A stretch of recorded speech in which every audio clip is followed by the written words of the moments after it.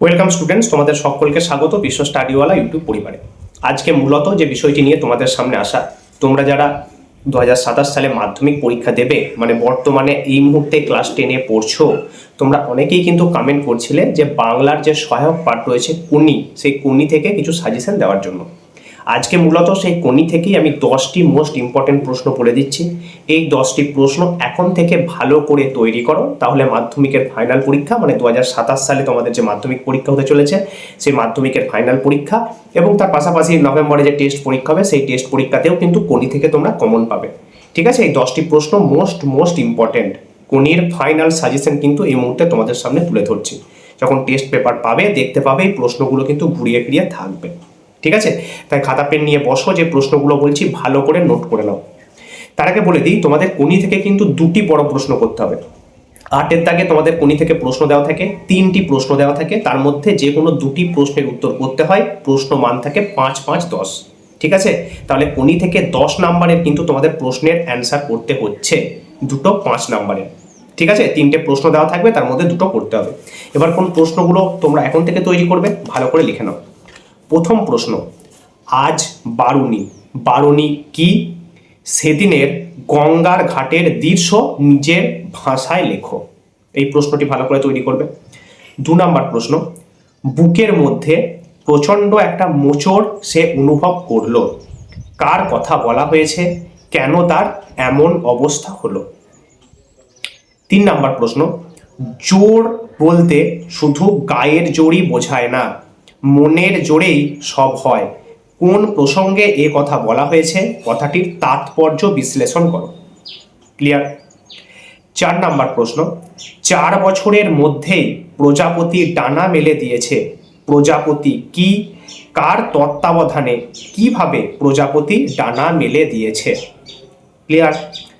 5 নম্বর প্রশ্ন, কোনি উপন্যাস অবলম্বনে সাঁতার প্রশিক্ষক ক্ষিতীশ সিংহের চরিত্র বিশ্লেষণ করো বা চরিত্র আলোচনা করো।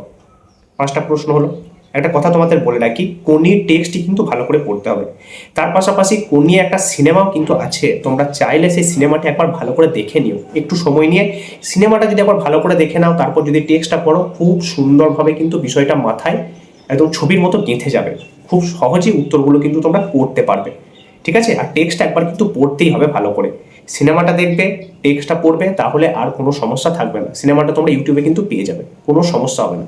ঠিক আছে, নেক্সট 6 নম্বর প্রশ্ন, ওইটাই তো আমি রে, যন্ত্রণাটাই তো আমি।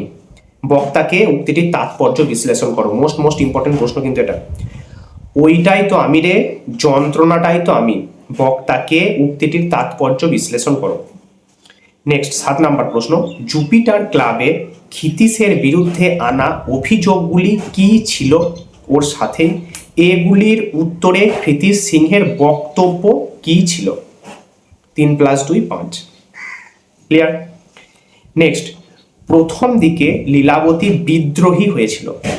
লীলাবতীর পরিচয় দাও, তার বিদ্রোহী হওয়ার কারণ কি?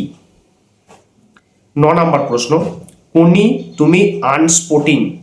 কোন প্রসঙ্গে কার এই উক্তি? কেন কোনিকে আনস্পোর্টিং বলা হয়েছে? 10 নম্বর প্রশ্ন, কোনি উপন্যাসে কোনিদের পারিবারিক জীবনের যে চিত্র ফুটে উঠেছে তার পরিচয় দাও। এই কটা প্রশ্ন, মানে 10টি প্রশ্ন যদি তোমরা ভালো করে রেডি করে যাও, মাধ্যমিকের ফাইনাল পরীক্ষা হোক, টেস্ট পরীক্ষা হোক, এখান থেকেই কিন্তু তোমরা কমন পাবে। ঠিক আছে, এখন থেকে বলে দিলাম, এই 10টি প্রশ্ন ভালো করে তৈরি করতে শুরু করে দাও, কোনো সমস্যা থাকবে না মাধ্যমিকের ফাইনালে এবং টেস্ট পরীক্ষায়। এর পাশাপাশি অন্যান্য বিষয়ের সাজেশন কিন্তু আমরা ধীরে ধীরে নিয়ে আসছি। ভিডিওটি যদি তোমাদের উপকারী বলে মনে হয়, বন্ধু বান্ধবীদের মাঝে অবশ্যই শেয়ার করে দিও, আর কমেন্টে অবশ্যই জানিও যে তোমাদের কেমন লাগছে এই ভিডিওগুলো পেয়ে। ঠিক আছে, তো চলো, ধন্যবাদ। আজকের মতো এইটুকুই। দেখা হচ্ছে পরবর্তীকালে নতুন নতুন তথ্য এবং আপডেটের সাথে।